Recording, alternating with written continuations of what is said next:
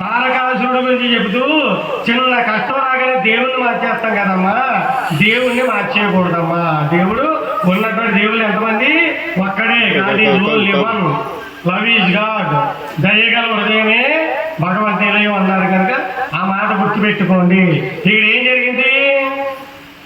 తారకాసురుడు అంతటి వాడు అన్ని సంవత్సరాలు బాధలు పెడుతుంటే దేవతలంతటి వాళ్ళు భరించారమ్మా.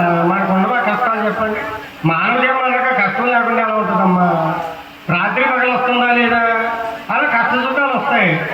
గుర్తు పెట్టుకోవాలి ప్రతి ఒక్కరు. సుఖాలు ఉన్నాయి ఎగిరెగిరి పడకూడదు, శాశ్వతం కాదు. ఖచ్చితంగా జీవితంలో కష్టాలు ఉంటాయి. ఆ కష్టాలు వచ్చే కుంగిపోకండి, అవి కూడా శాశ్వతం కాదు. ఖచ్చితంగా మంచి రోజులు వస్తాయి. ఎదురు చూడాలి, ఆగాలి, ఓర్చుకోవాలి, తట్టుకొని నిలబడాలి. ఆ రోజు మంచి వస్తుంది. ప్రతి ఎంత కోటీశ్వరుడికైనా ఎంత గొప్ప వాళ్ళకైనా వాళ్ళకుండే కష్టాలు వాళ్ళకుంటాయి. మరి తెలియక వాళ్ళు బాగున్నారు అనుకుంటామంటే, అమ్మ మా చుట్టూ ఉన్న వాళ్ళు అందరూ బాగానే ఉన్నారు, నేను ఒక్కదాన్నే బాగాలేదు, అదే నన్ను వదిలిపెట్టే అమ్మా, వాళ్ళందరూ పట్టేసుకో అమ్మ అంటే పట్టుకుంటుందా? ఆవిడ ఎవరు పట్టుకోవాలో ఆవిడ తెలుసు అనమాట. ఈడు ఏం జరిగింది? ఈ బాధలు భరించలేక అందరికీ అమ్మను ప్రార్థించారు. అమ్మ జగన్మాత పరమేశ్వరి శరణం అమ్మా, నీవే ఆదుకోవాలమ్మా పరమేశ్వరి అని చెప్పి తారకాసురుడి యొక్క బాధలు తట్టుకోలేకపోతున్నామమ్మా. వాడు మరి శివుడికి పుట్టినటువంటి కుమారుడి చేతిలోనే చావు కావాలన్నాడు. మరి ఎలా? నీవు ఉద్భవించాలి, తిరిగి పెద్దదాని అవ్వాలి, పరమేశ్వరుని పెళ్లి చేసుకోవాలి, మీ ఇద్దరికి ఒక కొడుకు పుట్టాలి. ఆ కొడుకు చేతిలోనే ఈ తారకాసురుడు సంహరింపబడాలమ్మా. అంతవరకు మాకు ఈ కష్టాలు తప్పవమ్మా జగన్మాత అని చెప్పి ఆ జగన్మాతను ఎన్నో విధాలుగా వేడుకున్నారు దేవతలంతా కలిపి. అమ్మా పరమేశ్వరి దేవి సర్వా నవద్యాంగి త్వామన దుర్దక్రియా కుర్వంతి నిష్ఫలాస్తేష తదుద్ధ యువదేవ అమ్మ పరమేశ్వరి అని వేడుకునేసరికి అమ్మ జగన్మాత ఆ దేవతల యొక్క మొర విన్నటువంటి పరమేశ్వరి ప్రత్యక్షమైంది. జగన్మాత హిమవంత నీకు కుమార్తెగా పుడతాడు పార్వతీదేవి అనే పేరు మీద అని అనుగ్రహించిందమ్మా జగన్మాత. ఏ పేరు మీద పుడతాదమ్మా? పార్వతీదేవి. అమ్మ నువ్వు ఇప్పుడు జారిపడ్డం మళ్ళీ పరిగెడతావే చెప్పగలడు. నాకు టెన్షన్ వచ్చేస్తుంది, పురాణం చెప్పలేకపోతున్నాను. ఏమ్మా ఎవరు కొడుతుందన్నమ్మా? హేమవంతుడికి పొంగిపోయాడమ్మా. ఏమవుతానమ్మా? నువ్వే కుమార్తెగా పుడితే నా జన్మ ధన్యమమ్మా, అంతకంటే ఏం కావాలమ్మా అన్నాడు. అయితే నాకు చిన్న కోరిక ఉందమ్మా, తీర్చమ్మా అన్నాడు. ఏమిటి నీ కోరిక అని అడిగిందమ్మా. ఒక్కసారి నీ విశ్వరూపాన్ని చూడాలని ఉందమ్మా నాకు అని అడిగాడు. విశ్వరూపం చూస్తావా? చూడగలవా? తట్టుకొని నిలబడగలవా? ఎందుకు నాన్న విశ్వరూపాలు అక్కర్లేని అడుగుతాడు. అందంగా చెప్తాడు. లలితా సహస్రనామ స్తోత్రం చదువుకోండి అమ్మ అంటే అబ్బాయి సరిపోదన్నమాట, ఇంకా పెద్ద పెద్ద చదివేయాలి. వద్దమ్మ అన్నీ చేస్తాడు. ఈ మధ్య వారాహి పూజలు మొదలుపెట్టేశాడు. ఆ టీవీలు సెల్ ఫోన్ అయిపోయినాడు. పవన్ కళ్యాణ్ గారి పుణ్యం అని వారాహి పూజలు ఇంట్లో పెట్టుకోకూడదు, మన స్టేజ్లో పద్ధతిగా చెప్పేస్తున్నారు. పూర్వం ఇన్ని వేల సంవత్సరాల నుంచి ఎవరింట్లోనైనా వారాహిదేవిని చూసారా? పెద్ద పెద్ద పండితులు లేరా? వాళ్ళకి తెలియదా? వాళ్ళు ఇంటి పెట్టుకోలేదమ్మా? ఆలోచించాలి కదా మనం. టీవీలు సెల్ ఫోన్లు ఫాలో అవ్వకండి. మీకు ఏదో డౌట్ ఊళ్ళో బ్రాహ్మణులు ఉంటారు, పెద్దలు లేదా గురువులు ఉంటారు, వాళ్ళ దగ్గరికి వెళ్ళి అడగండి. అవి రహస్యమైనటువంటి పూజలు, తాంత్రిక పూజల్లోకి వస్తాయి, లేదా రహస్యంగా చేసే ఉపాసన పద్ధతులు. మీకు కావాలి పుస్తకాలు స్తోత్రాలు ఉంటాయి, చదువుకోండి. ఫోటోలో పెట్టేసుకోకండి. ఓ దీక్షలు పెద్ద పెద్ద ఎక్కాలొద్దు. అమ్మ అమ్మ అంటే పలుకుతానంటున్నారు. నేను చెప్పట్లేదు, దేవీ భాగవతంలో చెప్పింది జగన్మాత. పెద్ద పెద్ద పూజలు ఎందుకు మనకి? లలితా సహస్రనామ స్తోత్రాన్ని మించినటువంటి స్తోత్రం 3 లోకాల్లో లేదమ్మా. వశిన్యాది వాగ్దేవతలు అమ్మవారి సన్నిధులు ఎదురుగా పారాయణ చేశారు. అమ్మ పొంగిపోయింది. అమ్మవారు అనుగ్రహించినటువంటి స్తోత్రం అమ్మ లలితా సహస్రనామ స్తోత్రం, విష్ణు సహస్రనామ స్తోత్రం. ఈ రెండింటిని మించినటువంటివి లేదు. సాక్షాత్తు కృష్ణ పరమాత్మ దగ్గర ఉండగా భీష్మాచార్యుల వారు పఠించినటువంటిది పరమాత్మ అంగీకారం పొందే ఈ 2 స్తోత్రాలు కూడా. అని మించినటువంటివి లేవు. ఇంకా ఎటువంటి కష్టం నుంచే బయటపడచ్చు ఈ స్తోత్రాలు చదువుకుంటే. పెద్ద పెద్ద వాళ్ళు పరుగులు పెట్టకండి. ఎందుకంటే తప్పులు చదివితే మళ్ళీ విపరీతాలు వస్తాయి, ఇబ్బందులు పడతారు. అంత అవసరం మనకి ఉన్నాయి, సరిపోవా?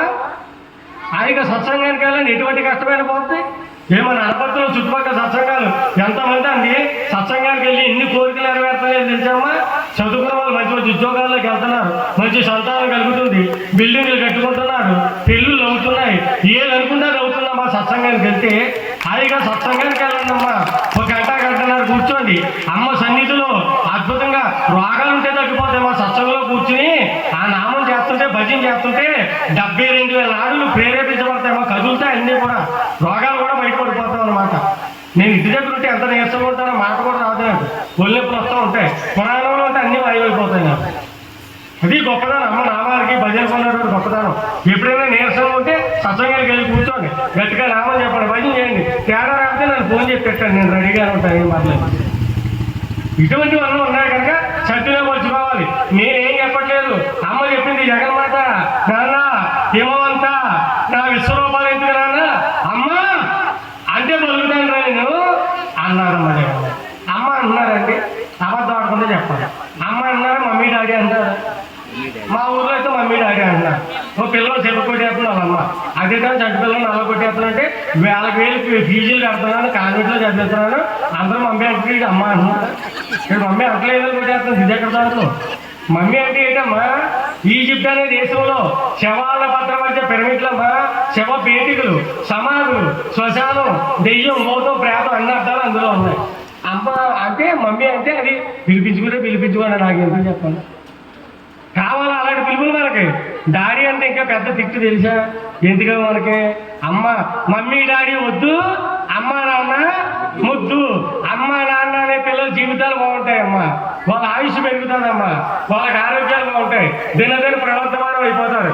ఎందుకు అయిపోతారంటే అమ్మ అని పిలవగానే మన అమ్మ పలికితే పలుకుతారు, లేకపోతే లేదు. దూరం ఉంటే పలకలేదు కదా. అమ్మ అని పిలిచిన ప్రతిసారి అమ్మవారు పలుకుతారు కదా, నన్నే పిలిచేయని చెప్పి. ఎందుకంటే అమ్మ అందరికీ అమ్మావిడి, ఎవరు పిలిచినా నన్నే అనుకుంటున్నట. అమ్మ అని పిలిపి వినిపించే కానీ ఒక్కసారి అలా చూస్తుంది. వాళ్ళ జీవితాలు ఎంత బాగుంటాయమ్మా. పూర్వకాలం అమ్మ అనేవారు కనుక అంత ఆయుష్ పెరిగి వద్దేది అనమాట. ఇప్పుడు అమ్మ నాన్న మానేశారు కనుక ఆయుష్ తగ్గిపోతున్నాయి. ఇటువంటి పిలుపులన్నీ వదిలేశారు. ఇంకా దారుణం ఏంటంటే ఆంటీ. మా ఊర్లో ఒక ఆవిడ పక్కకి లేడీ చేస్తుంది. ఆవిడకంటే పెద్దదాన్న ఆంటీ అనేస్తుంది. అక్క అనొచ్చు కదా. ఎందుకు వచ్చిన కూడా ఈ తలపోట్లన్నీ? అక్క చెల్లు చిన్నమ్మ. ఆంటీ అంటే ఎవరమ్మా? చిన్నమ్మ, పెద్దమ్మ, అత్తయ్య ఏంటి? అంకుల్ అంటే మేనమామ ఎంత గొప్పదని తెలుసామ్మా? అమ్మ నాన్న తర్వాత బాధ్యత ఎవరిదండి? హక్కు ఎవరికండి? మేనమామ కూడా అంకుల్ ఉండదు. ఎదరింటోడా, పొరిగింటోడా, పక్కింటోడా, దారిలో కనపడ్డాడు అందరూ అంకులే. మేనమామకున్న లెక్క రాదమ్మా. దానికి విలువ ఉంది, దానికి వాల్యూ ఉంది. ప్రతిదానికి మేనమామ ఉండాలంటారు. అలాంటివన్నీ పాత్రలు వేస్తాం శుభ్రంగా. కానీ ఇటువంటి అద్భుతమైనటువంటి తత్వం మన ధర్మంలో ఉంది కనుక ఇవి వదిలిపెట్టేయకండి. ఇవి కూడా నా మాటగా చెప్పట్లేదు, జగన్మాత చెప్తుంది. అమ్మ అంటే పలుకుతాను నేను. అమ్మ కాదమ్మా, తెలుగు మాట్లాడే పిల్లల జీవితాలు కూడా బాగుంటాయి.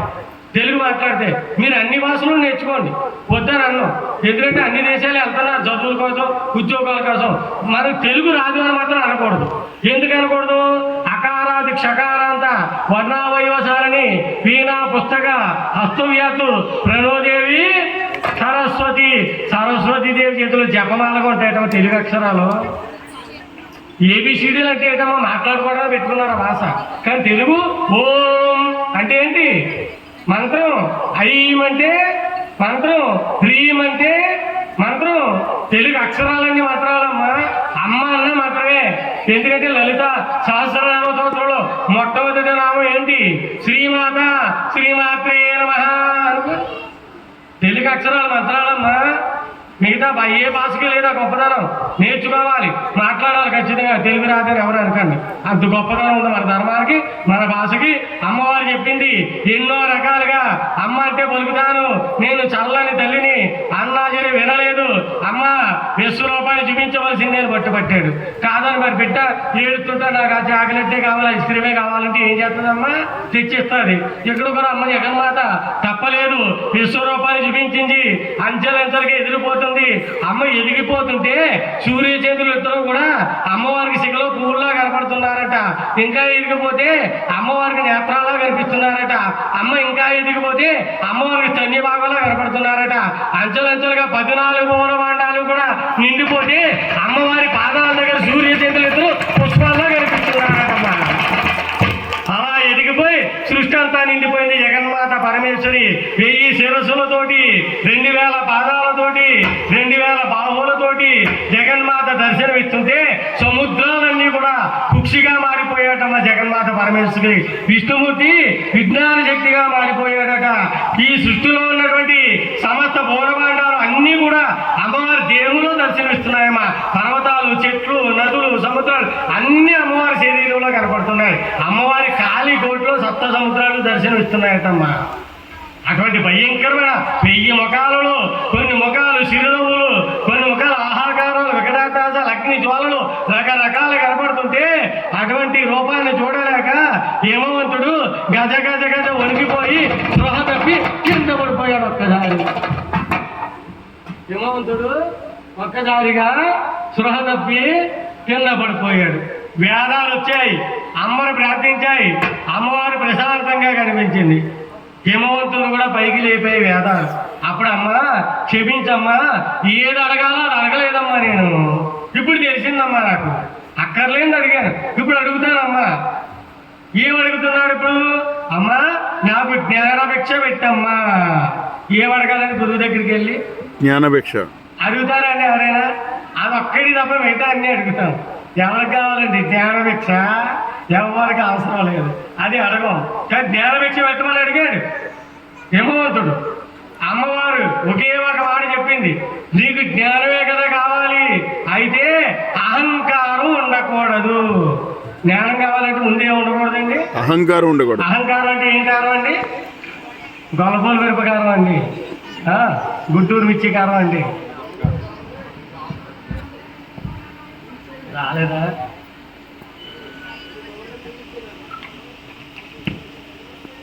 అహంకారం అంటే మనం ఆడుకునే కారణాలు కాదమ్మా. అహంకారం అంటే గర్వం అనుకుంటారు, మనం అంటారు, కోపం అంటారు. కాదు, అహంకారం అంటే నేను. అహం అంటే నేను అనుకోండి. ఏ పని చేస్తారా? నేను పురాణం అదరగొట్టేస్తానని అన్నారే అనుకోండి, నాకేమొచ్చింది? అహంకారం వచ్చింది. ఇంత పురాణం చెప్పి ఉపయోగం ఉందా? అది రాకూడదు. నేను పెద్ద గుడి కట్టించేసాను, నువ్వు కట్టించో చాలా గొప్పవే, కానీ ఏమొచ్చేసింది లోపల? నేను దాన ధర్మాలు చేసేస్తున్నానండి. ఏమొచ్చేసింది? నువ్వు మంచివాడివే, గొప్పవాడివే, మంచిదానం పెరిగే కొద్ది, గొప్పవాడు అయ్యే కొద్ది, అన్ని లోకాలు పోయినా అహంకారం పెరిగిపోతూ ఉంటుంది. గొప్ప పనులు చేసే కొద్ది అహం నేను నేను నేను కనుక చేసాను, నేను లేకపోతే లేదు, నా వల్లే అవుతుంది అన్న అహంకారం వచ్చేస్తుంది అనమాట. అందుకనే రాజుగారి కొడుకులు ఎక్కడికి వెళ్ళారమ్మా? చెప్పాలి కదా. వేటకెళ్ళారు. ఏం తెచ్చారండి? చేపలు తెచ్చారు. చెప్పలేదా? రాజుగారి కొడుకులు ఏటకెళ్ళి చేపలు తేటమా? డౌట్ రావాలి కదా మనకి. వల పట్టుకుని వెళ్తారా, గేలం పట్టుకెళ్తారా? రాజుగారి కొడుకులు వేటాడితే పెద్ద పులు కొడతారు, ఓ జింకను కొడతారు, కనీసం చేపల పిల్లలనే తెస్తారు. అంతేగాని ఏదో పెద్ద పరుగులు పేదలు తెచ్చారట.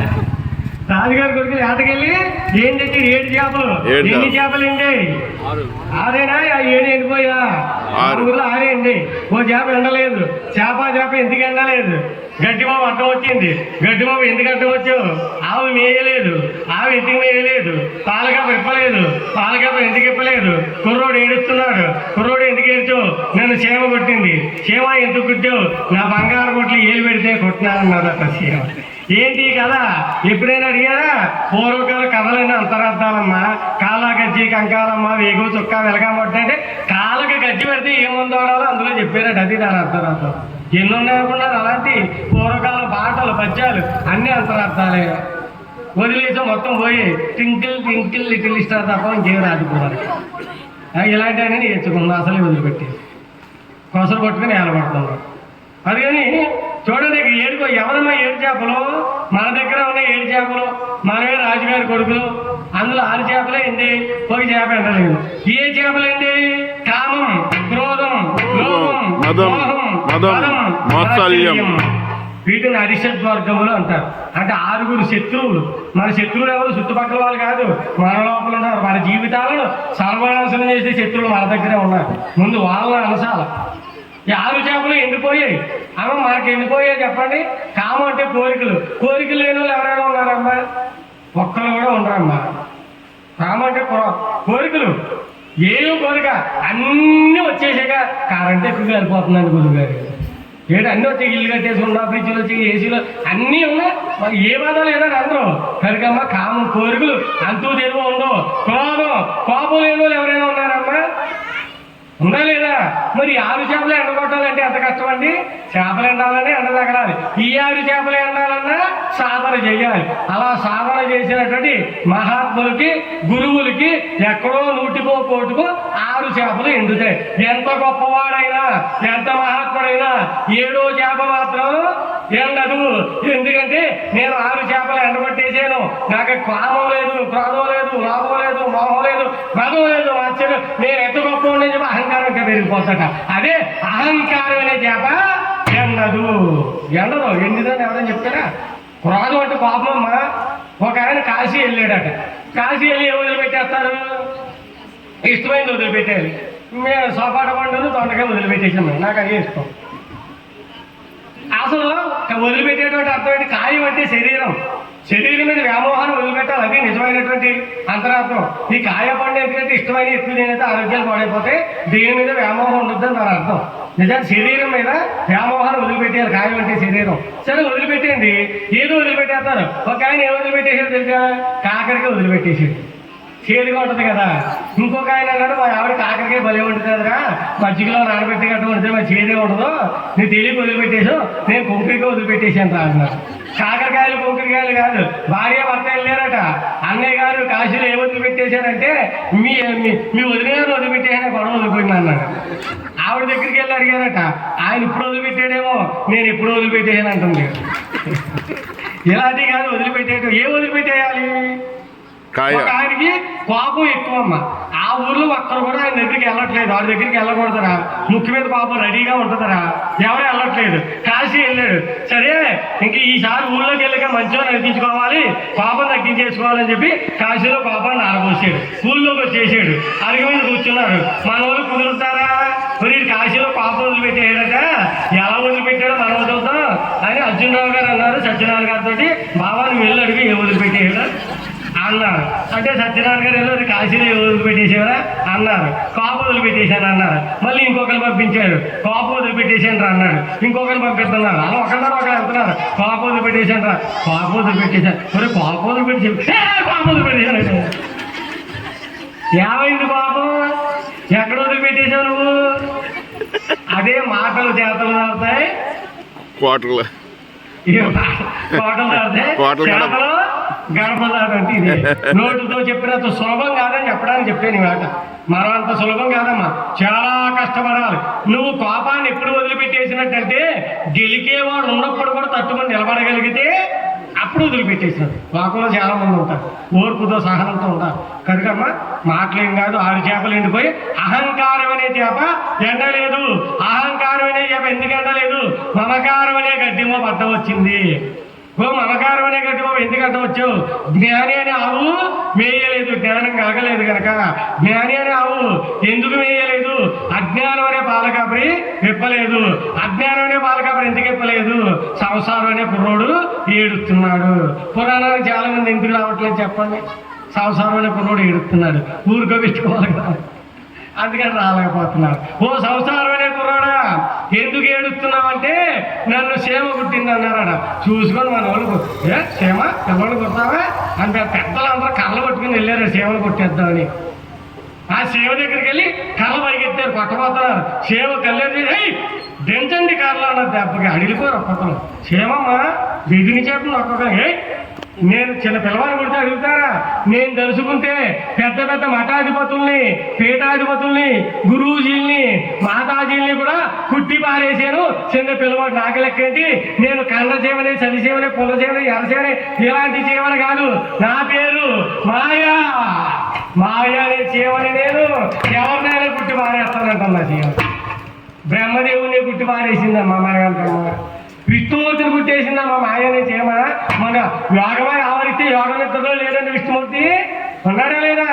మరి మనం పరమ మాయలో, అది మాయలో ఉన్నవాడు జీవుడు, మాయను దాటితే దేవుడు. దేవుడు నిశ్చలంగా ఉన్నవాడు దేవుడు, ఊగిసలాడేవాడు జీవుడు. మనం అటు ఇటు పరుగులు పెడతాం, అందుకే ఎవరు పట్టించుకోరు. మనం దేవుడు ఎక్కడికి వెళ్ళడానికి అందరూ ఆయన దగ్గరికి వెళ్తారు. మనం కూడా ఎక్కడికి వెళ్ళకుండా ప్రశాంతంగా చోట ఉంటే 10 మంది అక్కడ ఏదో ఉందరా బాబు అని పరిగెత్తుకుని వస్తారు. అంటే నిశ్చలంగా ఉండాలి ఎప్పుడు కూడా, పరుగులతో కాదు.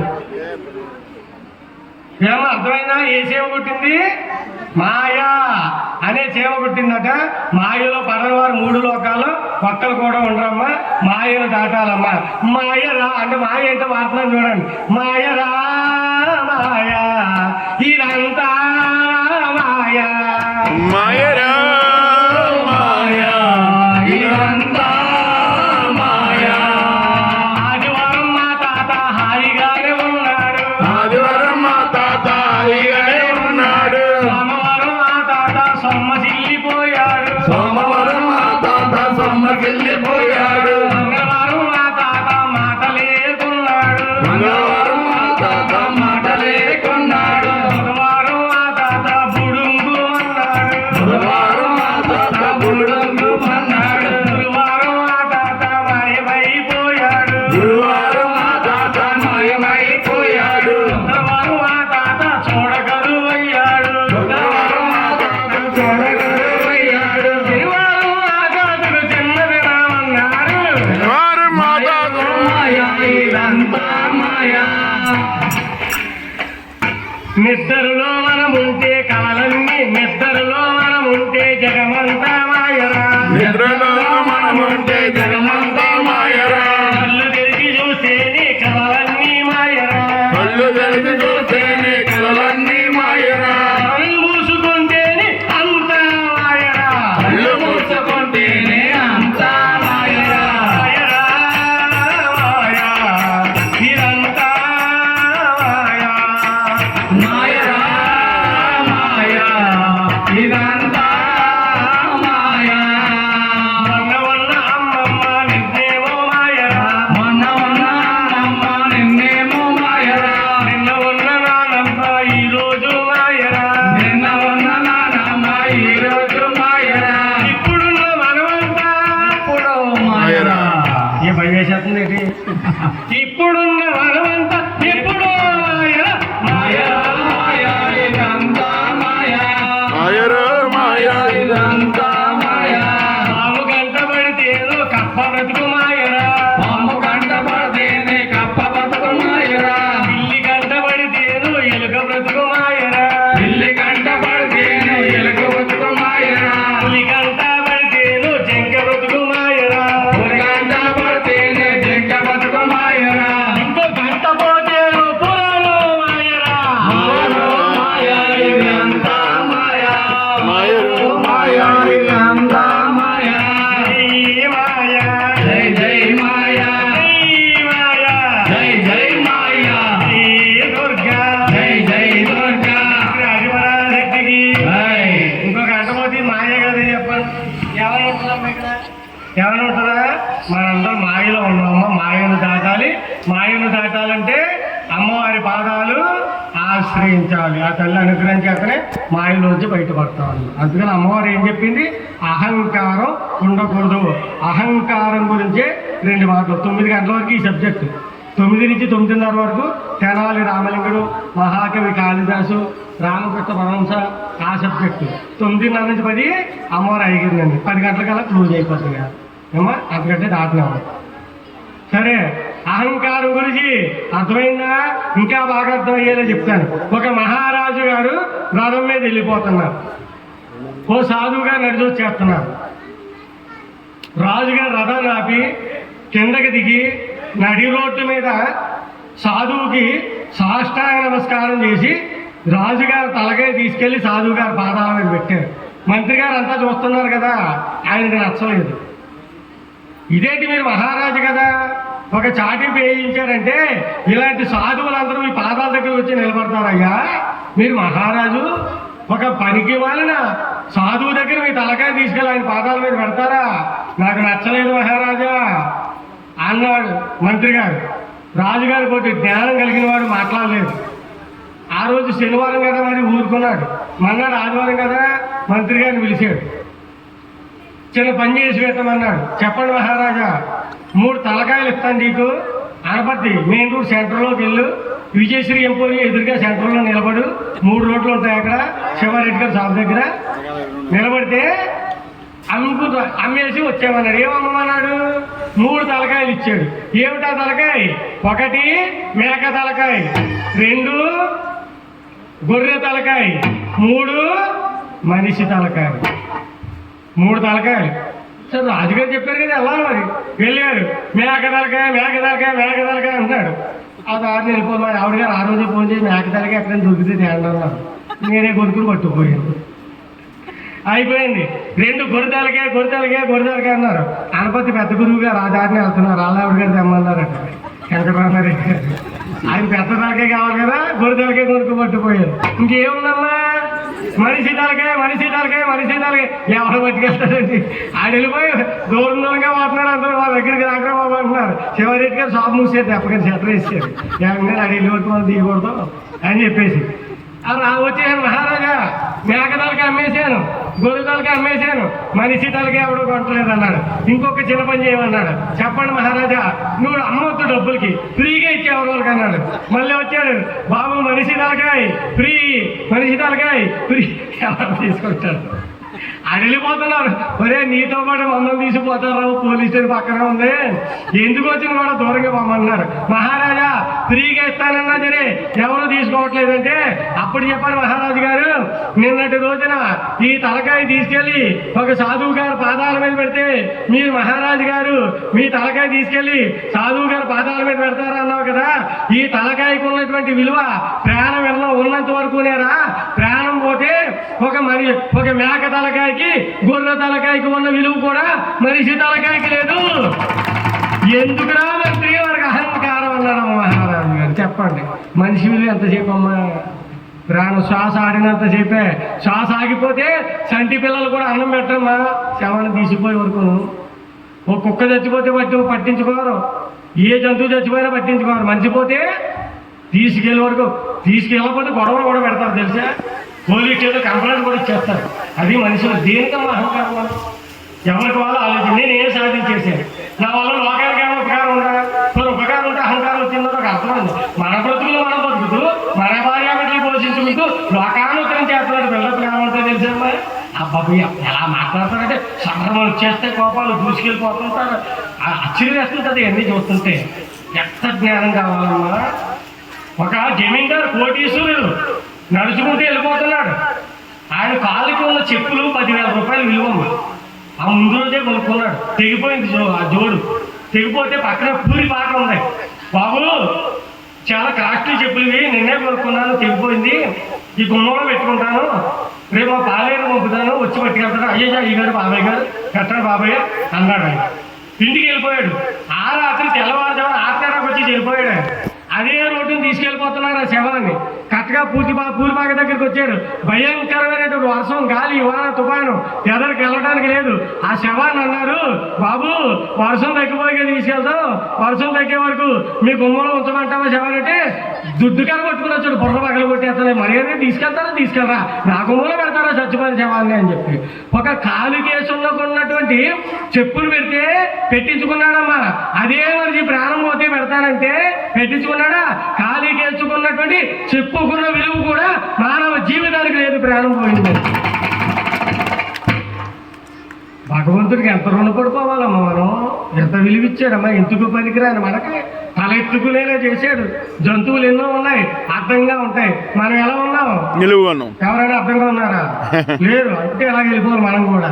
నిలువుగా ఉన్నాం, 2 కాళ్ళు 2 చేతులు, కుర్చీలో కూర్చుంటాం, మంచం మీద పడుకుంటాం, వాళ్ళ కుర్చీలో అన్ని రకాల అనుకూలాలు ఇచ్చాడు. జంతువులకు ఉన్నాయమ్మా అటువంటి అవకాశాలు. 4 కాళ్ళ మీద వెళ్ళిపోవాలి. దోమలు కుడితే చేతులతో కొట్టుకుంటాం, అవి తోకలతో కొట్టుకోవాలి. వాటి కొమ్ములు ఇచ్చాడు, మనకి ఇచ్చాడు కొమ్ములు. వాటి తోకలు మనకున్నాయా? వాటి కోరలు ఉంటే మనకున్నాయా? మరి అందంగా గొప్పగా సృష్టించాడా లేదా? మనకి దేవుడు ఏం చేశాడంటే చెప్పండి, ఇంత గొప్ప అదృష్టాన్ని ఇచ్చాడు, మానవ జన్మ ఇచ్చాడు కదా, ఓ జంతువులో పుట్టించకుండా అంతకంటే ఏం చేయాలి భగవంతుడు? మనకి మాట్లాడే శక్తిని ఇచ్చాడు, ఏది కావాలో సంపాదించుకునే శక్తిని ఇచ్చాడు, అనుభవించే శక్తిని ఇచ్చాడు. ఎన్ని ఇచ్చాడంటే ఏం చేశాడు దేవుడు? ఒకటే మాట, ఆ బాబయ్య నా దగ్గర ఏమీ లేదంటే సాయం చేయండి అన్నాడట. ఇదే ట్రై ఇవి లేకపోతే ఏంటి, అయితే నీకు 1,00,000 రూపాయలు ఇస్తాను, నీ కన్ను నాకు ఇచ్చేస్తామని అడిగాడు ఆయన మహానుభావుడు. అయ్యో ఇవ్వనండి అన్నాడు. 10 లక్షలు ఇస్తాను, కాలు ఇచ్చేస్తామని అడిగాడు. నరికేసుకుంటాను అన్నాడు. చెయ్యి ఇచ్చేస్తాను, ఎన్ని కోట్లు ఇచ్చినామని అన్నాడు. కోటాను కోట్లు విలువ చేసే ఇంద్రియాలు భగవంతుడు నీకిస్తే దేవుడు ఏమి ఇవ్వలేదని ఎత్తిన ఎవరు కట్టుకుని ఏడుస్తున్నావేంటారు బాబు? ఇన్ని ఇచ్చాడు కదా, కష్టపడాలి కదా, సంపాదించుకోవాలి కదా. అది మానవ జన్మ. దేవుడు రుణం తీర్చుకోలేం. మీకు ఎన్ని పనులున్నా ప్రతిరోజు దేవుడి దగ్గర దీపారాధన చేయవలసిందే. ఉదయం కాలం ఎందుకు చేయాలి? మానవ జన్మ ఇచ్చినందుకు. కోరికలు తీరాలా? ఉదయం దీపారాధన సరిపోదు, సాయంకాలం దీపారాధన చేయాలి. మీకు ఏ కోరిక ఉంటే ఆ కోరిక స్మరించుకుంటూ అక్కడ కుంకి వేసుకుని దానికి సంబంధించినటువంటి మంత్రాన్ని స్మరించుకుంటే త్వరగా కోరికలు తీరుతాయి. సాయంకాలం దీపం కోరికల కోసం, ఉదయం కాలం దీపం కృతజ్ఞతాపూర్వకంగా. కనుకమ్మ మానవ జన్మ అహంకారం, నేను చెప్పాను, అమ్మవారు చెప్పింది హిమవంతుడికి, హిమవంత అహంకారం ఉండకూడదయ్యా, అప్పుడే నీకు జ్ఞానం కలుగుతుంది అని ఇంకా చాలా చెప్పిందమ్మ జగన్మాత. రాత్రి పడుకునేటప్పుడు ఏం చేయాలి, ఉదయం లేవగానే ఏం చేయాలి, వంట చేసుకునేటప్పుడు, బియ్యం వేసుకునేటప్పుడు, కాయగూరలు తరిగేటప్పుడు, స్నానం చేసేటప్పుడు ఎన్ని చెప్పింది అనుకుంటున్నారు. అందుకని ఇప్పుడు నాకు చెప్పడానికి టైం లేదు, ఆ రోజు అయిపోతుంది. ఇంకా మహిషాసురవర్థం చెప్పాలి, అమ్మవారి ఉపాసకులు కాళిదాసు గురించి గట్ట చెప్పాలి. అవన్నీ విషయాలు ఎక్కడ ఉన్నాయి మనకి? నేను వెళ్ళిపోతాను, పెద్ద గురువు గారు మళ్ళీ వస్తారా? రారు. నన్నైనా మళ్ళీ తీసుకొస్తారా? రాలేరు. ఎందుకంటే డబ్బులు ఎక్కువ. మాటలేం కాదా మీ కార్యక్రమాలు చేయడం అంటే అల్లా తప్ప కాదు. ఎంత డబ్బులు పనులు మానేసుకుని మొత్తం ఈ కార్యక్రమం మీద ఉండిపోయారు ఇద్దరు కూడా, బాబామర్దులు, కృష్ణార్జునుడు. ఆయన పేరు అర్జునుడే గొప్పదనం. ఆ సత్యనారాయణమూర్తి అంటే కృష్ణ పరమాత్మే కదా, పేర్లు కూడా పని ఉంది ఏంటి ఇద్దరికైనా. అలా ఉండిపోయి ఎంత డబ్బులు ఖర్చు పెట్టి చేశారు ఈ కార్యక్రమాన్ని. మళ్ళీ మళ్ళీ జరగవు. అందరూ సూక్ష్మలు మోక్షం అనే పుస్తకంలో ఇవన్నీ విషయాలు ఉంటాయమ్మ. మీరు ఆచరించుకునేవన్నీ ఉంటాయి. ఆ ఒక పుస్తకం తీసుకోండి, దాన్ని ఉపయోగించుకోండి. ఒక్క మాట చెప్పి ఎదరికి వెళ్ళిపోతాను. ఏంటంటే అన్నీ చెప్పాను కానీ చిన్న మాటే చెప్పాను. రాత్రి పడుకునేటప్పుడమ్మా మీరు సీరియల్ చూసినా ఏం చేసినా సరే అవన్నీ మర్చిపోయి భగవంతుడు స్మరించుకుంటూ పడుకోండి. దానివల్ల ఉపయోగం ఏంటంటే మన తల దగ్గర ఏముంటుంది? దిండు. తలగా ఉందనుకోకూడదు. భగవంతుడి పాదపద్మాల పైన నా తలకాయ పెట్టుకుని అనుకుంటే మళ్ళీ ఉదయం లేచే వరకు, రాత్రి పడుకున్న దగ్గర నుంచి ఉదయం లేచే వరకు మీరు ఏం చేసినట్లు ఎక్కడోకి వెళ్ళిపోతాయి? భగవంతుడి పాదాల పైన తలకాయ పెట్టుకుని పడుకున్నారు కనుక శాస్త్రాల నమస్కారం చేస్తున్నట్టుగా ఖాతాలో పడిపోతాయి. ఎంత పుణ్యం వస్తుంది చెప్పండి. ₹1 ఖర్చు పెట్టాలా దీనికి? ఏమన్నా కష్టపడాలా? అక్కర్లేదు. ఉదయం లేవగానే ఏం చేయాలి చెప్పేసి మిగతా కథలోకి వెళ్తారు. తెల్లవారులో మెలకు వస్తుంది, రాగానే దబాలను దూకేసి మరీ పరిగెట్టేస్తారు. బయటికి పాప ఎవరి ముఖమో కనపడుతుంది. ఆ వాళ్ళని తిడతారమ్మా, రోజు వెళ్తారో దాని ముఖం చూసేది కర్మగా అనిపోయింది. అమ్మ ఎవరి పనులు మానేసుకుంటారమ్మా, ఎంత దుర్మార్గం అండి. కంగారు కూడా పరిగెత్తుకుంటూ బయటకు వచ్చింది మనమా, తిట్టులు తినేది వాళ్ళు మనుషులు కాదమ్మా. ఎవరికి ఏ రోజున ఎటువంటి గట్టి పడుతుంది ఎవరికి తెలుసమ్మా? ఎవరిని విమర్శించడానికి లేదు. అందుకని కొన్ని నియమాలు పెట్టారు. మీకు మెలకు రాగానే రాత్రి ఏ భగవంతులు స్మరించుకున్నారో ఆ రూపాయలు ఒకసారి స్మరించుకోండి. దీనికి ఏ గంటకాలం పడతాం, 1 నిమిషం 2 నిమిషాలు పడుతుంది అంతే. తర్వాత కళ్ళు తెరుస్తారు కదా, చెయ్యి ఇలా పెట్టుకోవాలి. కరాకరే దర్శనం. ఈ శ్లోకాలు నాకు రావండి బాబు, మీకు ఇష్టమైన దేవుడు కుడి చేతుల్లో ఉన్నాడు అనుకుని కళ్ళగద్దుకోండి, అయిపోయింది. ఎదురుగా గోడ కనపడుతుంది కదా, ఆ గోడ మీద ఎవరు ఉండాలి?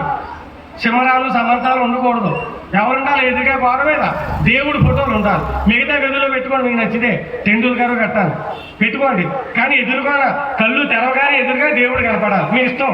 వినాయకుడు పెట్టుకుంటే చాలా మంచిది, లేదా కృష్ణ పరమాత్మ, ఏదైనా అమ్మవారు, ఏదైనా దేవుడు చూడాలి. ఇన్ని అయిపోయాయి. ఆ తర్వాత ఎవరు చూస్తారు? పిల్లల ముఖాలు చూడాలి.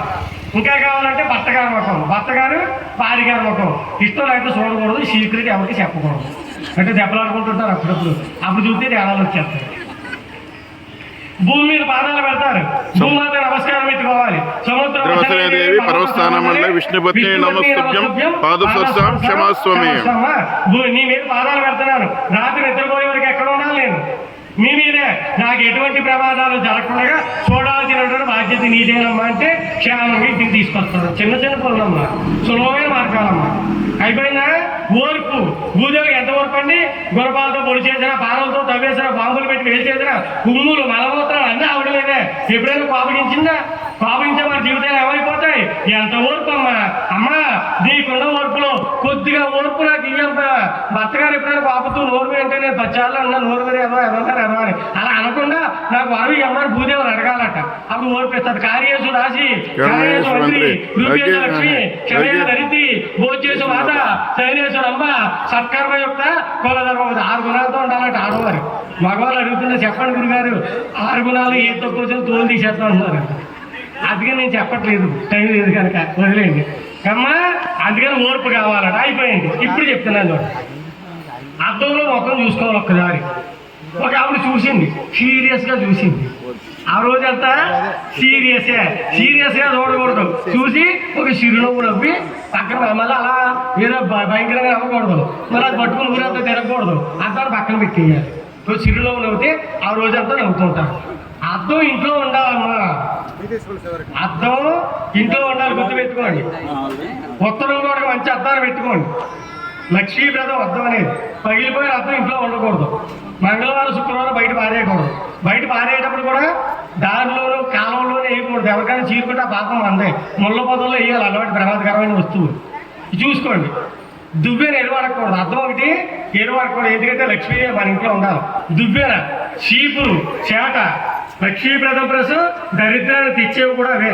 ఎదటి వారు చీపురి చేత దూరం మనం తెచ్చుకుంటుందంటే వాళ్ళ దరిద్రం మనం తెచ్చుకుంటున్నాం అని అర్థం. మళ్ళీ మనం వాళ్ళకి ఇస్తాం. మన దరిద్రం అవసరం అయితే మనకి ఎవరి కాళ్ళు ఉండాలి. లేకపోతే ఫోన్ చేయండి, నేను పంపిస్తాను. శివారెడ్డి గారు పురమాయిస్తాను 4 దువ్వెలు ఇమ్మని. ఇలాంటి చిన్న చిన్నవమ్మా. పొద్దున మీ సిక్కెట్ ఇస్తావా ఒకసారి, ఇక్కడ సిక్కెట్ కూడా వాళ్ళు ఇవ్వాలా? ఎందుకమ్మా ఇన్ని డబ్బులు ఖర్చు కూడా ఒక 5 రూపాయల దగ్గర దరిద్రం తెచ్చి ఇవే చిన్నవి గుర్తుపెట్టుకోండి, ఎక్కువ శక్తిని ఇస్తాయమ్మా. అర్థమైందమ్మా? ఇప్పుడు ఏం చేయాలంటే దేవుని చూశారు, అన్నీ చేశారు కదా. ఇప్పుడు బయటకు వచ్చి ఎవరు చూసా ఏమైనా ఇబ్బంది ఉందా? లేదు కదా. ఒక మహారాజు గారు ఉన్నారు. మహారాజు గారు ఉదయం లేవగానే కిటికీ తలుపు తీసుకుని ఎదురుగా చెట్టు, ఆ చెట్టే చూస్తాడు రోజు. సెంటిమెంట్ ఆయనకి. ఆ రోజు కూడా తలుపు తీసాడు, చెట్టును తోడిపోయాడు. చెట్టు పక్కనే ఉన్నటువంటి పాకలోంచి ఒక పేదవాడు బయటకు వచ్చాడు. వాడు ముఖం కనపడ్డాడు. ఇదేదో ఈడు ముఖం చూశానని చెప్పి వెనక ఆకున్నారు తలకాయ. కిటికీ తలుపు తగిలి మొప్పు కట్టేసింది రాజుగారు. ఒరే వాడు ముఖం చూశాను, మొప్పు కట్టేసి తీసుకొచ్చాక తలకాయ తీసేద్దాం అన్నారు. తీసుకొచ్చారు. సరే నీ మొత్తం చూసాను, తల్లితో పప్పు కట్టేసింది, నీ తలకాయ లేపేస్తున్నాను అన్నారు. మీ దైవమయ్య, మీరు మహారాజు గారు, మీరు ఏదైనా చేయగలరు. అయితే చిన్న మాట, నేను కూడా మా పాక నుంచి బయటికి రాగానే ఆ చెట్టునే చూస్తాను. నాకు అది సెంటిమెంట్. కానీ ఈ లోపల మీ తలుపు శబ్దమైంది. ఇలా చూశాను, మీ ముఖం కనపడింది. నా ముఖం చూడటం వల్ల మీకు బొప్పి కట్టింది, మీ ముఖం చూడటం వల్ల తలకాయ వేసిపోతుంది. ఎవరి ముఖం గొప్పదంటారా? మన దగ్గర ఇన్ని పెట్టుకుని ఎప్పటివాళ్ళు పేర్లు ఎందుకమ్మా? మన ధర్మాలు మనం పాటించాలమ్మా. పెద్దవాళ్ళు తల్లుళ్ళు లాంటి వారమ్మా, గంగాదేవి స్వరూపాలు. వాళ్ళు విమర్శించకూడదు, మనం పేర్లు పెట్టకూడదు. పొద్దుటే లేసి అందరూ పనులు చేసుకుంటుంటారు కనుక ఆ పాపాలు మనం ముట్ట పెట్టకూడదు. అందరూ చక్కగా హాయిగా ప్రేమగా ఉండాలి. పెద్దలను గౌరవించాలి, తల్లిదండ్రులు. కానీ ఇంకో మాట చెప్పరా, తండ్రి లేకపోయినా సరే తల్లిగా ముందు చూడాలంటే ఆవిడ పాదాలు నమస్కారం పెట్టాలన్నట్టు. ముందు పుట్టినరోజులు వేస్తే భర్తలు లేదు కదా, ఆవిడ అక్షంతలు వేయించారు. కొంతమంది పక్కన పెడుతుంటారు. ముందు ఆవిడతోటే అక్షంతలు వేయించుకోవాలి. ఇలాంటివి ఎన్నో ఉన్నాయి.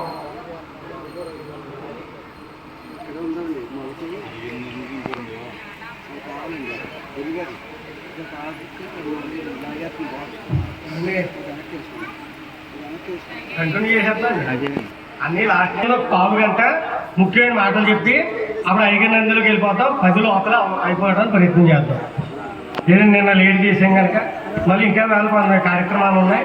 అక్కడ టైం సరిపోతుంది కనుక ఆలస్యం చేయకూడదమ్మా. వీళ్ళతో త్వరగా పూర్తి చేయడానికి ప్రయత్నం అయితే చేస్తాను. జై దుర్గా, జై దుర్గా, జై జై దుర్గా, జై జై దుర్గా, జై జై దుర్గా, జై జై దుర్గా, జై జై దుర్గా, ఆదిపరాశక్తికి జై, అఖిలాండ కోటి బ్రహ్మాండ నాయకికి జై, పరాశక్తికి జై, బ్రహ్మస్వరూపికి జై, ఓం శక్తి.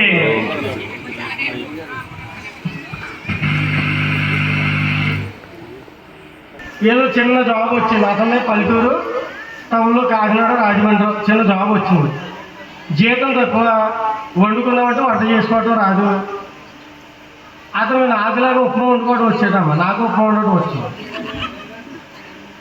పొద్దున ఉప్మా, మధ్యాహ్నం ఉప్మా, రాత్రి ఉప్మా.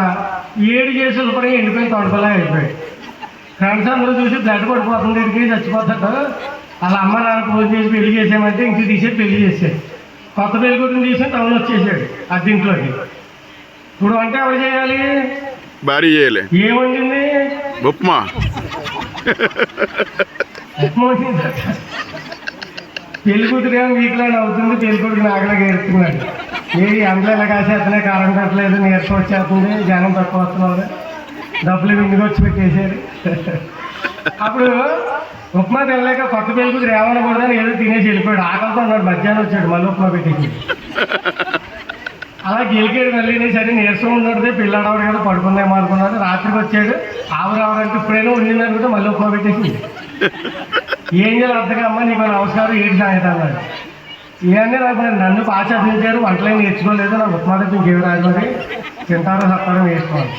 ఆయన అన్నాడు సరే పోనీ ఇంకా రేపు పుస్తకం తెస్తాను వంటలు ఎలా చేయాలని, అందరూ చూసి నేర్చుకుంది కానీ నెంబర్గా ఒక్కొక్కటేనే ఉప్మా తినలేక నేను పెళ్లి చేసుకున్నాను, నీకు హోటల్కి వెళ్ళిపోతాం 10 లేవతకి అంటే అప్పుడు పుస్తకాల్లో చూసి నేర్చుకునేవారు, ఇప్పుడు యూట్యూబ్లో సెల్ ఫోన్లో చూసి నేర్చేసుకుంటున్నారు.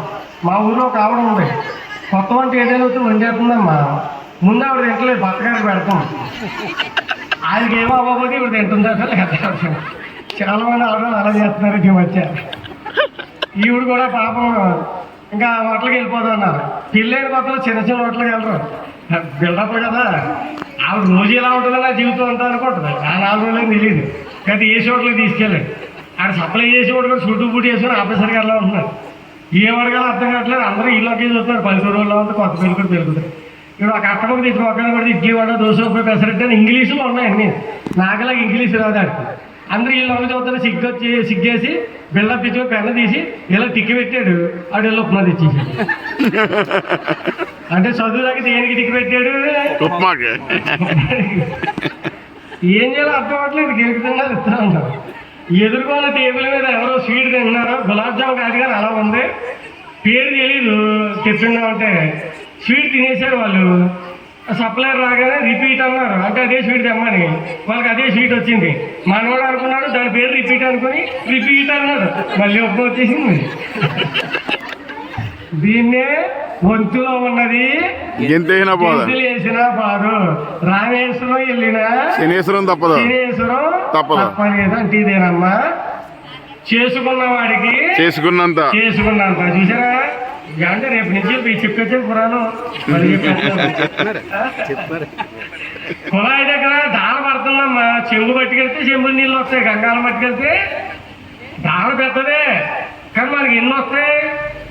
భగవంతుని అనుగ్రహం కూడా అంతే, అలా కురుస్తూనే ఉంటుంది. మన పూర్వజన్మలో ఎంత చేసుకుంటే అంతే ఈ జన్మలో వస్తుంది, అంతేగాని లేదని నెత్తినవుడు కొట్టుకుంటే రాదన్నమాట. అమ్మ సరే, చాలా సమయం అయింది కనుక మధ్యలో ఇంకా అయింది, ఇంకా కార్యక్రమాలు ఉన్నాయి. ఆఖర అదే ఎక్కువ స్వీడ్ కానీ అక్కడ తేల్చడానికి ప్రయత్నం చేస్తుంది. అమ్మవారు ఉపాసకులు ఎంత గొప్పవారో 2 మాటలు 10 నిమిషాలు చెప్పేసి మిగతా కథలోకి వెళ్ళిపోతాం. తెనాల రామలింగ పేరు ఎప్పుడైనా విన్నారా? మహాకవి కాళిదాసు, రామకృష్ణ పరమహంస. తెనాలి రామలింగుడు చిన్నపిల్లవాడిగా ఉన్నాడు. ఏదో ఇంట్లో మందలించారు, ఏడ్చుకుంటూ ఊరి చివరికి వెళ్ళిపోయి కాళికాదేవి గుడి ఉంటే గుళ్ళోకి వెళ్ళిపోయి అమ్మవారి వెనకాల కూర్చున్నాడు. ఏడుస్తుంటే నిద్ర పట్టేసింది. రాత్రి అయిపోయింది, పంతులు గారు వచ్చారు, తాళం వేసుకుని వెళ్ళిపోయారు. అర్ధరాత్రం వెళ్ళిపోవచ్చింది, తాళం వేసేసి ఉంది. ఎదురుగా కాళికాదేవి భయంకరమైనటువంటి ముఖం నల్లగా ఉండి పురిల వాళ్ళతో 4 చాపుకొని ఉంది. మనం అయితే ఏమైపోతామమ్మా, వెళ్ళిపోతాం, గుండె వెళ్ళిపోతాం. ఏడుస్తున్నాడు పిల్లవాడు బయటికి వెళ్ళిపోవాలని.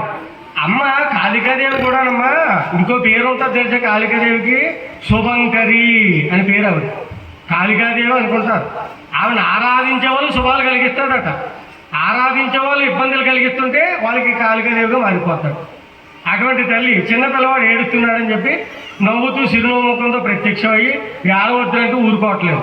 వాళ్ళు ఊరుకోబెట్టడానికి ఒక గ్లాస్తో పాలు ఇచ్చిందట, ఒక గ్లాస్తో పాయసం ఇచ్చిందట. ఒరే ఈ తాగు నీకు ఏంది కలితే అది, ఈ పాలు తాగామంటే నీకు జీవితంలో డబ్బుకు లోటు ఉండదు, పాయసం తాగామంటే మహాపండితుడు అయిపోతావు, ఏది కావాలంటే ఒకసారి ఇయ్యమ్మ చూసుకుంటానని చెప్పి 2 గలుపులు మొత్తం తాగేసాడు. మన అమ్మ పేరు చెప్తే వెళ్ళిపోతాం. ఇప్పుడు ఎలా చేశాడంటే భవిష్యత్తులో ఏం చేస్తాడో భయం వేసి అమ్మకి దీన్ని కంట్రోల్లో పెట్టాలని చెప్పి భయంకరమైనటువంటి 100 ముఖాలతో కనపడింది అమ్మ. భయపడ్డారా? పొట్టగొట్టుకునే కింద నా మీద పడి తొలుచు పక్కపక్కన నవ్వేస్తున్నాడట. అమ్మ కోపం వస్తుంది. ఏం చేయాలి అప్పుడు? ఎందుకు అలా అవుతున్నట్టే, అమ్మ మాకు ఒకటే ముఖం అమ్మ, శీతాకాలం కానీ వర్షం వచ్చినా కానీ తడిసిపోయామనుకో జలుబు చేస్తే ఈ ముక్కు సీతుకోలా చచ్చిపోతున్నాం, నీకు 100 ముఖాలు 100 ముక్కులు జలుబు చేస్తే అలా చేసుకుంటాం, అందుకే నవ్వొస్తున్నాను. అమ్మకే నవ్వొచ్చింది కానీ నవ్వలేదు, లోపలిపోతానే. ఈయన కంట్రోల్లో పెట్టకపోతే ప్రమాదం అని చెప్పి వికట కవి అవుదువుగాక చెప్పించి. వికటగా అంటే జోకర్ అనమాట, అందరూ ఏడిపిస్తుంటారు, వాడు ఏం చేసినా ఎటకారం ఉంటుంది. అమ్మ నాకు అటువంటి గుర్తుకొద్దమ్మా, క్షమించమంటే చాలమ్మా అమ్మని. మళ్ళీ జాలిపడింది. వికటగా అయినప్పటికీ కూడా అందరినీ నువ్వే ఏడిపిస్తావు కానీ నేను ఎవరు ఏడిపించరు. నువ్వు ఏది చేసినా లోక కళ్యాణానికి మంచి జరుగుతుంది అనుగ్రహించింది. ఆ రోజు నుంచి ఎన్నో చేశాడు. వాళ్ళు ఉండే రాజ్యంలో ఒక ఆయన వడ్డీలకి ఇచ్చి ఆస్తులన్నీ లాగేసుకునేవాడు అటు అందరి దగ్గర. వాడు బుద్ధి చెప్పాలని చెప్పి ఒకనాడు వెళ్ళి ఎత్తడి బింత అద్దెకి కావాలన్నాడు. రోజు 10 రూపాయలు అద్దె. 10 రోజులకి ఎంత అవుతుంది? 100 రూపాయలు. ఆయన ఒకరికి వచ్చాడు ఎక్కడో 10 రోజులకి 100 రూపాయలు. 10 రోజులు అయిపోయింది. బింది ఇచ్చేసాడు, 100 రూపాయలు ఇచ్చేసాడు. ఇంకో చెంబు కూడా పట్టుకెళ్ళి ఇచ్చాడు. నేను బిందే కదా ఇచ్చాను, చెంబు ఇచ్చేవాడు అన్నాడు. మీరు మీ బింది మా ఇంటికి ఇచ్చారు కదా, అప్పటికే గర్భవతి మీ బింది మీరు చూసుకోలేదు ఉంది, మొన్నే నొప్పులు వచ్చి చెంబు పుట్టింది అన్నాడు. ఇదే బింది చెంబు పుట్టాడు ఏదైనా అడగలేదు. ఏ తింగరోడానికి లోపల తెలిసేది. కొన్నాళ్ళు అయిపోయింది. ఇది మర్చిపోయాక పెద్ద గంగాళం కావాలన్నాడు. రోజు 100 రూపాయలు అద్దె. 10 రోజులకి 1000 రూపాయలు అవుతుంది. 10 రోజులకి నెలలైనా గంగాళం ఇవ్వలేదు, అద్దె ఇవ్వలేదు. ఈయన అనుకున్నాడు బిందికే చెంబు పుట్టిందంటే గంగాళానికి బింది పడుతుందని చూస్తున్నాడు. ఏమయ్యా రావాలేమో అంటాడు. అబ్బాయి బాబాయ్ ఏంటంటే ఆ గంగాళం కూడా గర్భవతి అండి, బిందిని అంటారు అనుకున్నాను, నొప్పులు తట్టుకోలేక చచ్చిపోయింది, కప్పెట్టేసాను, మట్టిలో కలిసిపోయింది అన్నాడు. ఇదేదో గంగాళంలో చచ్చిపోవడం ఏంటన్నాడు. మరి బిందికి చెంబు కొట్టడం ఏంటని అప్పుడు అడిగాడు. అప్పుడు అడుగుంటే నీకు ఈ రోజు అడగడానికి కుక్కగాడికి చెప్పు దెబ్బ కిట్టుపా ఎక్కడి నుంచి వచ్చి తెలివితేటలని అమ్మవారి దయ.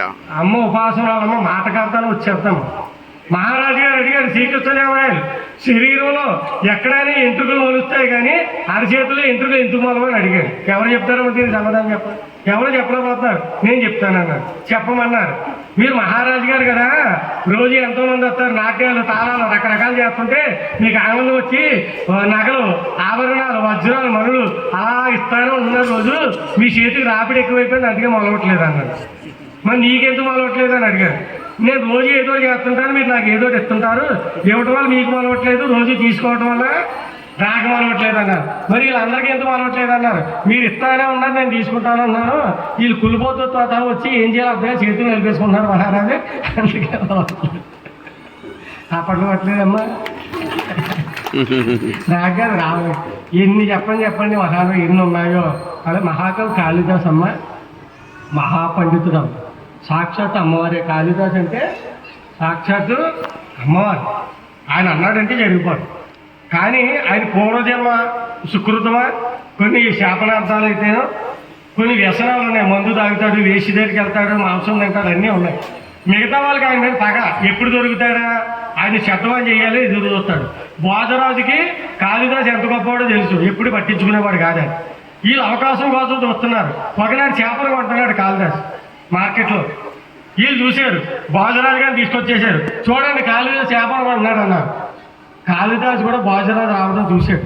చేపని ఆకులో చుట్టేసి సంకలో పెట్టేశాడు. భోజరాజు వచ్చాడు. కక్షేకిం సంకలో ఏంటని అడిగాడు. సంకలో ఏముందమ్మా? చేప ఉంది. అమ్మను స్మరించుకున్నాడు. అమ్మ నీవే బాధ, నీదే భారమమ్మ అనుకున్నాడు. ఒక్కదారు అనుకుని పుస్తకం సంకలో చేప ఉంది, పుస్తకం అన్నాడమ్మా. ఎంత ధైర్యం, ఎంత నమ్మకం అండి. అమ్మ అంటే అది అచంచల విశ్వాసం. అంటే ఆయన అన్నాడంటే జరిగిపోదు. అలాంటి వరం ఇచ్చిందమ్మ. ఆశ్చర్యపడి భోజనాలు సంకలో చేపలు పెట్టుకుని పుస్తకం అంటున్నావు కాళిదాసు, ఎంత గొప్పవాడివయ్యని. ఇంతకీ పుచ్చం కిం తోక కనపడుతుంది బయటికి. పొడవాడు తోకేట అన్నాడు. గణతాల పత్ర లిఖితం పొడవాటి తాటాకుల మీద రాశాడు. తాటాకులు తోకలు కనపడుతున్నాడు. గంధం కిం వాసన వస్తుంది ఏంట అన్నాడు. గణ రామ రావణ సంగ్రోహ రంగోద్భవం. నేను రాసిన గ్రంథంలో రాముడికి రావణరాముడికి భయంకర యుద్ధం జరిగిపోతుంది. గుర్రాలు ఏనుగులు సైన్యాలు పరుగులు పెట్టేస్తాడు, మట్టి పైకి లేచిపోయి వాసన వచ్చేస్తుంది. మహారాజు మట్టుకొని అంతానన్నాడు. ఎంత తిరిగితేటమ్మా. ఉదకం నీరు చల్లుతుంటారు కదా, తాజాగా ఉంటాను, నీళ్ళు కారుతున్నాయి. ఉదకం నీళ్ళు ఏంటని అడిగాడు. కావ్యార్థ సారోదకం, కావ్యలో ఉన్న సారం అంతా కారిపోతుంది, నేను రాసిన కావ్యాలు వచ్చింది అన్నాడు. ఎందుకు కీం పుస్తకం అనగానే అమ్మను స్మరించుకుని రాజన్మోసుర దైవత ఇట్టబడిన రామాయణ అని సంఖలోంచి బయటికి తీస్తే చేప మాయమైపోయి రామాయణ మహాగ్రంథం బయటకు వచ్చింది. ఒకనాడు తాగిన మైకులు ఆ రోజు అమావాస్యను పట్టుకుని ఈరోజు పౌర్ణమిని పందెం కాసాడమ్మా. మిగతా వాళ్ళు ఊరుకుంటారా? అయితే రాత్రికి చంద్రుని చూపించమని అడిగారు. మత్తు దిగింది, తాగింది. అమ్మని అడిగారు, అమ్మ ఏం చేయను, ఇవాళ అవమానం పాలైపోతానంటే అమ్మవారు ముక్కుపడికి తీసిచ్చిందమ్మ. రాత్రి అందరూ వచ్చారు, ముక్కుపడికి ఆకాశంలోకి వేసాడు. ఒక్క చంద్రుడు కాదు, కోటి చంద్రుల వెలుగులతో తగదగదగ వెలిసిపోయిందట. తారాకాంతి తిరస్కారి నక్షత్రాలు కూడా కనపడమాట అమ్మవారు ముక్కుపడికి వెలుగులో ఎన్ని ఉన్నాయో మహానుభావుడు. స్పీడ్గా చెప్పేస్తున్నాను టైం లేక. ఇంకొక్కటనమాట లాస్ట్. రామకృష్ణ పరమహంస భక్తుడనేవాడు ప్రతి ఒక్కడు వినాలి, తెలుసుకోవాలి, ఆచరించడానికి ప్రయత్నించాలి. ఆయన తెల్లారైతే అమ్మతో మాట్లాడేవాడు. అమ్మవారు చిన్న పిల్లలాగా వచ్చి ఆడుకునేది, ఎత్తుకునేవాడు, స్నానం చేయించేవాడు, అన్నం తినిపించేవాడు. అన్నం తినకపోయినా, స్నానం చేయించుకోకపోయినా జడ ఆయన వేసేవాడు, చేయించుకోకపోయినా కొట్టేసేవాడు 4 దెబ్బలు. మళ్ళీ అమ్మను కొట్టేస్తాను గుర్తొచ్చి, అమ్మ ఏమనుకోకమ్మా, అన్నం తినకపోతే ఎలాగమ్మా, నేను వచ్చేది కదమ్మా, అందుకే కొట్టానమ్మా. ఎంత అదృష్టం అమ్మా అమ్మవారితో. అలాంటివన్నీ పడ్డాడు. అలాంటి రామకృష్ణ పరమహంస గారు క్యాన్సర్ వచ్చిందమ్మా, కంఠం దగ్గర క్యాన్సర్ కురుపు వచ్చింది. అందరూ అన్నారు, తెల్లారులైతే అమ్మతో మాట్లాడుతున్నావు, అమ్మ నీకు క్యాన్సర్ కురుపు తగ్గించలేదా అని అడిగితే అమ్మని అడిగారు. అమ్మ అందరూ ఎలా అన్నారు, ఏం చెప్పాలన్నాడు. రెప్పపాటు కాలంలో తగ్గించేస్తానంది అమ్మవారు. అది పెద్ద పని, ఎలా అన్నారంటే తగ్గిపోతుంది.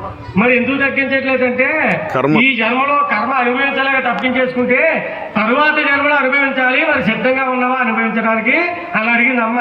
వద్దమ్మా, నిజంగా మళ్ళీ జన్మ ఉంటే పరిపూర్ణంగా నీకు అర్పణం అయిపోవాలి, కానీ ఇలాంటి దరిద్రాలు వద్దమ్మా, ఇంకా ఏమైనా ఉంటే చెప్పమ్మా, ఈ జన్మలోనే అనుభవించేస్తానమ్మా అని చెప్పి ఆ కురుపులోంచి పురుగుల కింద పడుతుంటే పురుగులు తీసి మళ్ళీ కురుపులో పెట్టేసుకునేవాడట ఆయన. మహాత్ములు అలా చేస్తారు, కర్మ ఉంటే మిగిల్చువారు అనుభవించేస్తారు. మళ్ళీ జన్మ అంటే గొప్ప జన్మ కావాలి, దాచుకోవడం ఎందుకు? అప్పుంటే ఊరుకుంటారా? అప్పు తీర్చే వరకు బ్యాంకులు అంతా తిరుగుతూనే ఉంటారు. ఇది కూడా అంతే. అలాంటి రామకృష్ణ పరమహంస చివరి ఆఖరి గడిగల్లో ఉన్నాడు, ప్రాణం పోతుందమ్మా. కొన్ని క్షణాలే టైం ఉంది. అమ్మ దగ్గర కూర్చున్నాడు, ఏడుస్తున్నాడు ధారాపాతంగా. అమ్మవారు అంటున్నప్పుడు, నువ్వు చాలా గొప్పవాడు అనుకున్నాను, నేను మహాత్ముడు అనుకున్నాను, నా తత్వం పూర్తిగా తెలుసు అనుకున్నాను, పుట్టినవాడికి ఇష్టగా మనదని తెలియదా, పామరుడిలాగా మామూలు మనుషుల్లాగా నువ్వు కూడా ప్రాణం పోతుందని ఏడుతున్నావా, ప్రాణం అంటే అంత దీపా నీకు రామకృష్ణ అని అడిగితే అన్నాడైనా, అమ్మా నా కోసం నేను ఏడవట్లేదమ్మా, నేను చనిపోతే నువ్వు దిక్కులేని దాని అయిపోతావమ్మా, నీకు అన్నం ఎవరు చేపిస్తారు, స్నానం ఎవరు చేస్తారమ్మా, నీ ఆలన పాలన మంచి చెడు చూసుకునేవాడు లేదమ్మా, జాగ్రత్తగా ఉండాలమ్మా, నువ్వు ఏమైపోతావమ్మా అని.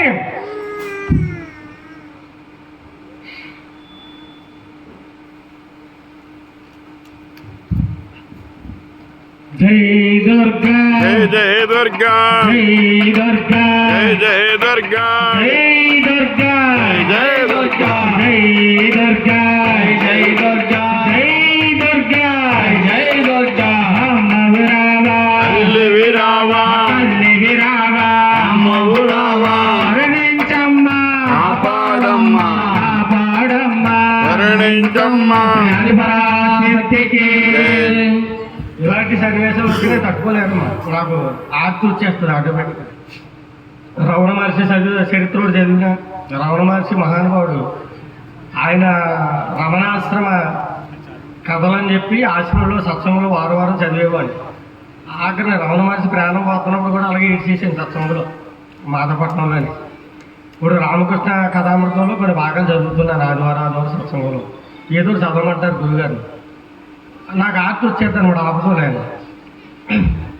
అంటే మన కోసం మనం ఆలోచిస్తాం, కానీ దేవుడు అని ఎవరు ఆలోచిస్తారో చూసారు. ఎంత నిజమైన భక్తుడు ఏ స్థితికి వెళ్ళిపోవాలి చెప్పండి, అది రావాలన్నమాట. అమ్మా జై శ్రీ ఆది పరాశక్తికి, అఖిలాండ కోటి బ్రహ్మాండ నాయకికి, పరాశక్తికి, బ్రహ్మ స్వరూపినికి ఓం శక్తి. ఓం శక్తి. ఈ రోజు కార్యక్రమం నిన్నటి రోజున శివతాండవ తుది.